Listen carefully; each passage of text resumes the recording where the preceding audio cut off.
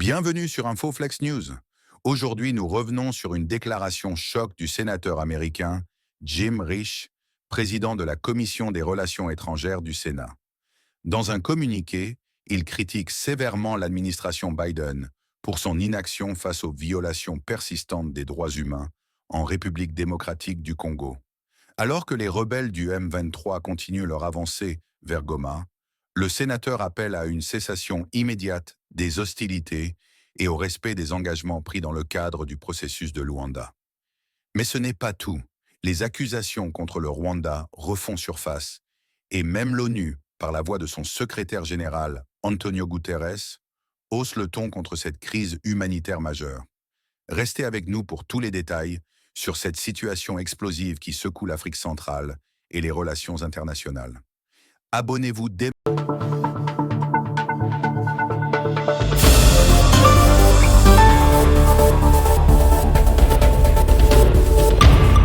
RD Congo. Le sénateur américain Jim Risch critique l'administration Biden face à la crise dans l'est du pays. Le sénateur américain Jim Risch, RIDAO, président de la Commission des Relations étrangères du Sénat, a exprimé son mécontentement envers l'administration Biden pour son inaction face aux violations persistantes des droits en République démocratique du Congo, RDC. Une critique sévère de l'approche américaine.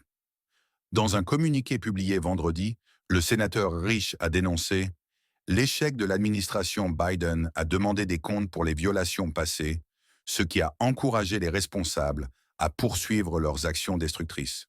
Cette déclaration intervient alors que les rebelles du M23 continuent leur avancée vers Goma, capitale régionale du Nord Kivu. Appel au cessez-le-feu et au respect des engagements. Jim Risch a exhorté le M23 à stopper son offensive sur Goma et a appelé toutes les parties au conflit à cesser les hostilités, rétablir un accès humanitaire sans entrave et respecter les engagements pris dans le cadre du processus de Luanda. Une crise aux conséquences humanitaires et sécuritaires majeures. Le sénateur a rappelé que le conflit dans l'est de la RDC a déplacé des millions de personnes et provoqué des atrocités généralisées, affectant gravement les femmes et les enfants.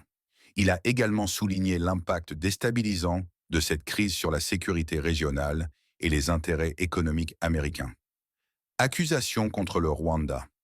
Les États-Unis, soutenus par des rapports d'organisations internationales et des agences de l'ONU, ont régulièrement accusé le Rwanda de fournir un soutien militaire direct au M23.